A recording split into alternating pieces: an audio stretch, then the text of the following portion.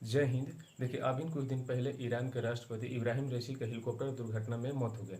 इनकी मौत की खबर सुनने के बाद बहुत सारे लोग जो थे वो शोक में थे, लेकिन कुछ ऐसे भी लोग थे जो इनके मौत की खबर सुनने के बाद बहुत ही खुशी व्यक्त कर रहे थे। ये कौन लोग थे और खुशी क्यों व्यक्त कर रहे थे, और इब्राहिम रईसी को तेहरान का कसाई क्यों कहा जाता है, इन सब बातों को पूरी डिटेल से इस वीडियो में समझते हैं। देखिए, इन सब बातों को समझने से पहले हमें समझना होगा कि जो ईरान है ये कैसे एक कट्टर इस्लामिक देश बन गया। इसके बाद हमें सारी प्रक्रिया स्वयं ही समझ में आ जाएगी। देखिए, सबसे पहले जो है 1979 से पहले 1979 से पहले जो था ईरान में जो था वह एक उदार इस्लामिक देश था। अब देखिए, उदार इस्लामी कहने का क्या अर्थ हुआ। जाहिर सी बात है, जो है ईरान जो है वो पश्चिमी संस्कृति के प्रभाव में था। मतलब कि 1989 से पहले जो था, जो ईरान था, यहाँ पर पश्चिमी देशों का प्रभाव यहाँ पर था। बहुत सारे मतलब कि इस्लाम का कानून चलता था, लेकिन इसमें उतना कड़ाई से ये लागू नहीं होता था। मतलब इसमें ज़्यादा ढिलाई था। देखिए, अब जैसे 1900 तब होता है 1979 में, ये देखिए इस्लामी क्रांति, और इस्लामी क्रांति का जो है सुप्रीम लीडर वहाँ पर जो नेतृत्व करता है वो खामनेई करता है। तो मतलब कि जब 1979 में इस्लामी क्रांति हुआ तो उसी समय तो उसका जो सुप्रीम लीडर बन गया वो खेमनेई था। अब देखिए, खेमनेई आया तो जाहिर सी बात है, और बहुत सारे ऐसे लोग थे क्योंकि 1989 से पहले जो ईरान था वो पश्चिमी संस्कृति के प्रभाव में था। और जब 1979 में इस्लामी क्रांति का नारा देकर जब खेमनेई में सुप्रीम लीडर बने, तो इसके बाद देखिए क्या क्या होता है। देखिए, इसके बाद 1980 का दशक स्टार्ट होता है। 1980 का दशक आने का अर्थ है 1980 से लेके 1989 तक। देखिए, ये जो दशक था, अब देखिए चूंकि 1979 से पहले जो था वह ईरान उदार इस्लामिक था। अब जब एक बार इतना बड़ा चेंज हुआ था, जाहिर सी बात है कुछ ऐसे भी लोग होंगे जो कि इसका विरोध कर रहे हैं, क्योंकि वो उन पर पश्चिमी संस्कृति का प्रभाव था। अब देखिए, जब प्रभाव था तो इसमें बहुत सारे कई पत्रकार थे जो कि इस तरह की बातों का नेतृत्व कर रहे थे। मतलब कि ये नहीं होना चाहिए, ये जो ईरान में है वो उदार इस्लाम रहना चाहिए, जिसके कारण बहुत सारे पत्रकारों को, और यहाँ देखिए जितने भी प्रदर्शनकारी थे इनको, और लोग जितने भी कहते थे लोकतंत्र का समर्थन होना चाहिए, इन सबको समझिए उठाकर जेल में डाल दिया गया। बहुत सारे इनको यातनाएं दी गई। तो अब देखिए इसके बाद क्या हुआ। अब इसके बाद एक वहां पर सिद्धांत है जिसके नाम है बेलायत ए वकी फकीह। देखिए, एक सिद्धांत है वलायत ए फकीह। अब इसके अनुसार क्या होता है, देखिए इस वलायत ए फकीह जो है, यह सिद्धांत यह कहता है कि देखिए ईरान में ईरान एक गणराज्य है, और इस गणराज्य का नेतृत्व करने के लिए एक सुप्रीम लीडर होंगे, और वही सुप्रीम लीडर है वो जो अभी है वो खामनेई है। यही सुप्रीम लीडर अभी कौन है, खामनेई। देखिए, ये खामनेई के इस सिद्धांत के अनुसार बने हुए।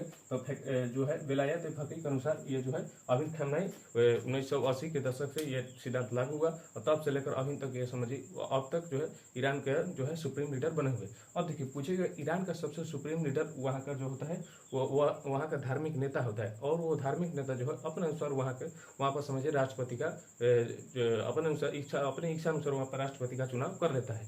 अब देखिए, और वहाँ का जो इस्लामी कानून था वह इस्लामी कानून का समझिए देख रेख करता था ये रईसी। अब रईसी खामनेई की तो बात समझ में आ गया, क्योंकि जब 1980 का दशक चल रहा था, तो उस समय जो था वह इस सिद्धांत के अनुसार बेलायत फकीह के अनुसार जो है खामनेई सुप्रीम लीडर बन गया। वो वहाँ का सबसे बड़ा धार्मिक नेता बन गया, और अपने अनुसार वो समझिए इस्लाम का देख रेख करने के लिए रईसी को बोला। देखिए, रईसी पढ़ने में बहुत अच्छा था, ये एक तरह का वकील था। अब देखा कि इनके कार्यों से प्रभावित होकर खामनेई कहा कि चलो हम तुमको अपने राष्ट्रपति का पद दे देते हैं, आज से तुम जितना भी इस्लाम का कानून था, क्योंकि ये जो खामनेई है वो कट्टर इस्लामिक थे, वो इस्लाम से किसी प्रकार का समझौता नहीं करना चाहते थे। अब देखें कि ये जो रईसी है ये वकालत बढ़िया कर लेते हैं और इस्लाम का कानून बढ़िया से जानते हैं, जिसके कारण ये उसी समझ से कि आप इस्लाम के कानून का रखवाला हो, हम आपको अब राष्ट्रपति बना देते हैं। समझिए उसी तरह से इनका प्रभाव होने लगा रईसी का। अब देखिए आगे क्या क्या हुआ था। रईसी जो थे वह पश्चिमी संस्कृति के घोर विरोधी थे। जाहिर सी बात है, ये जो रईसी पश्चिमी संस्कृति का घोर विरोधी थे, क्योंकि खामनेई भी जो थे इस्लामी क्रांति करने में जो नेतृत्व किया था वो खामनेई ही किया था। और ये जो है देखा कि रईसी बहुत ही पश्चिमी संस्कृति का विरोधी है, और इसी चलते जो थे रईसी ने इसे महाअभियोजक बना दिया। अभी देखिए, ये जो रईसी राष्ट्रपति बने इससे पहले समझिए इनका रोल धीरे धीरे बढ़ा, मतलब धीरे धीरे ऐसे काम किए जिसके कारण ये जो खामनेई इससे प्रभावित होकर अंततः इसे राष्ट्रपति बना दिए। अब देखिए इसके बाद क्या हुआ। 1980 के दशक में जैसे विरोध प्रदर्शन चल रहा था, लोकतंत्र का मांग चल रही थी, प्रदर्शन हो रहा था, उसी समय जो है ईरान इराक युद्ध हो जाता है। अब ईरान इराक युद्ध हो जाता है तो देखिए जो ईरान है ना वो शिया देश है। मुसलमानों में शिया सुन्नी का विवाद अक्सर चलता रहता है। देखिए ईरान जो है एक शिया देश है। तो देखिए उस समय जो था सुन्नी कुर्द, एक समझिए सुन्नी कुर्द होता है जो कि इसे शिया का समझिए इसको शिया सुन्नी में लड़ाई कर चलते रहता है। जब ये शिया सुन्नी की लड़ाई रहता था तो उसी समय सुन्नी कुर्द जो था, जब ईरान इराक हुआ तो उसी समय जो ये सुन्नी था वो लगातार शिया पर समझिए वार कर रहा था, जिसके कारण समझिए राइसी इसका नेतृत्व किया और इसको समझिए दबाने में वो सफल भी रहा। इसके अलावा बहुत ही वामपंथी विचारधारा थे। देखिए वामपंथी विचारधारा का अर्थ हुआ पहले वाला विचारधारा, मतलब जो पश्चिमी संस्कृति थी उसके विचारधारा से बहुत सारे लोग प्रभावित थे। और बहुत सारे लोग प्रभावित थे तो इन दोनों का समझिए जमकर मुकाबला ये रैसी किया। अब जब ये रैसी किया तो इसी से खुश होकर जो है खमेनी बहुत खुश हुआ, क्योंकि चलो तुमको और हम और ज़्यादा बड़ा पोस्ट तुम्हें हम देते हैं। इस तरह से जो है सुन्नी कुर्द का विनाश किया और इधर वामपंथी विचारधारा, मतलब कि जो पश्चिमी संस्कृति और पश्चिमी देशों के प्रभाव को, इन दोनों के प्रभाव को जो है ये रैसी खत्म कर दिया। तो ये हम नहीं देख रहा था प्रभाव, ये तो बहुत अच्छा काम कर रहा है और अच्छा काम कर रहे थे, जिसके कारण इसे धीरे धीरे समझिए इनका जो है पद जो है बढ़ाने लगा। अब देखिए अब ये ऐसा हुआ तो इससे जो है शियावाद का बहुत बड़ा समझिए विकास हुआ। देखा कि चलो सुन्नी को वहाँ के बहुत सारे ऐसे लोग थे जो कि धर्म के लेकर बहुत ही अडिग थे। तो इन्होंने कहा कि देखिए ये तो रईसी बहुत अच्छा आदमी है जो कि सुन्नी कुर्द को मार के खत्म कर रहा है, वामपंथी विचारधारा को खत्म कर रहा है। अब देखिए इसके बाद क्या होता है। अब देखिए खामनेई ने जब ये ईरान इराक युद्ध हो रहा था तब फिर खामनेई ने फतवा जारी कर दिया।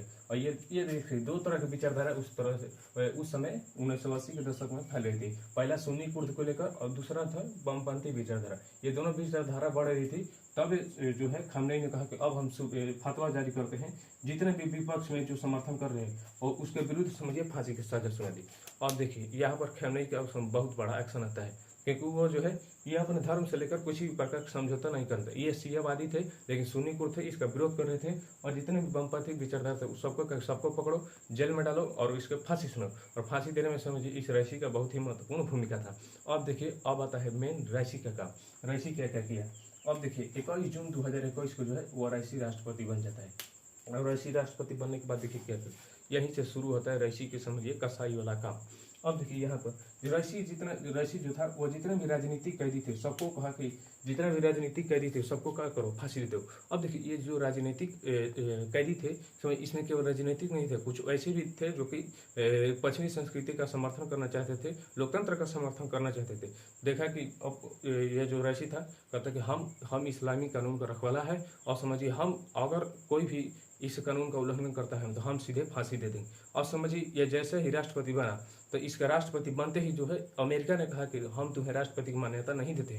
मतलब समझिए अमेरिका उसे तो गुस्सा गया, कहा कि तुम क्योंकि जास्ती जो है ईरान पर जो है अमेरिकी संस्कृति मतलब पश्चिमी संस्कृति समझिए अमेरिका यूरोप की संस्कृति प्रभावित। तो तभी कहा कि तुम बहुत लोगों को जान लियो, फांसी दियो, हम तुम्हें राष्ट्रपति समझो मानव अधिकार का उल्लंघन किया, हम तुम्हें राष्ट्रपति के रूप में कभी भी मान्यता नहीं देंगे। तो उसी समय जो है अमेरिका ने कह दिया था, लेकिन फिर भी इनको क्या मतलब है, जैसे समझिए फांसी पर फांसी, जितने भी युवा थे लड़का लड़की समझ बूढ़े व्यक्ति सबको समझिए फांसी देने का काम ये जो कौन किया, ये इब्राहिम रईसी कर दिए। अब देखिए जब ये जेल में था, देखिए जितने भी राजनीतिक कैदी को सबसे पहले फांसी देने से पहले जेल में डाला जाता था। जब जेल में डाला जाता था तो लोग जो समझिए वहाँ पर जाते थे अपने परिवार को मिलने के लिए, तो परिवार से मिलने भी नहीं दिया जाता था।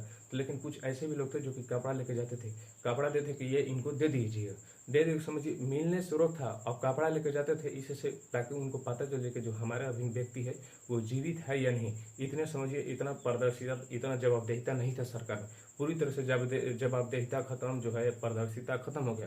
समझिए लोग कपड़ा लेकर जाते थे कि उनको दे दिया, अगर वो दिया जाता तो समझिए कि वो जिंदा है, लेकिन उनको किसी भी प्रकार का मिलने नहीं दिया जाता था। अब देखिए इसका मतलब जो है सब में देखिए जैसे हिंदू धर्म में संस्कार होता है अंतिम संस्कार, उसी तरह से जो है मुसलमानों में भी समझिए दफनाने का नियम चलता है।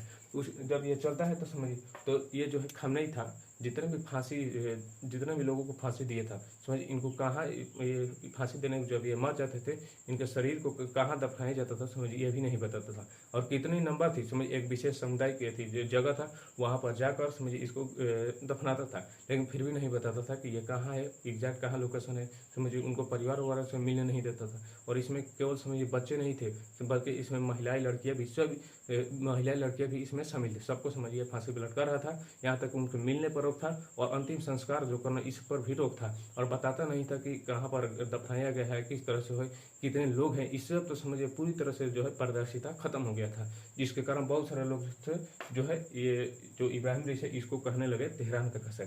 तो मुख्य रूप से यही कारण है जो है इसे तेहरान का कसाई कहा जाता है, क्योंकि ये जो है जितने भी कैदी थे उन कैदियों को समझे सीधे फांसी का, अपने जीवन काल में बहुतों को फांसी दिया।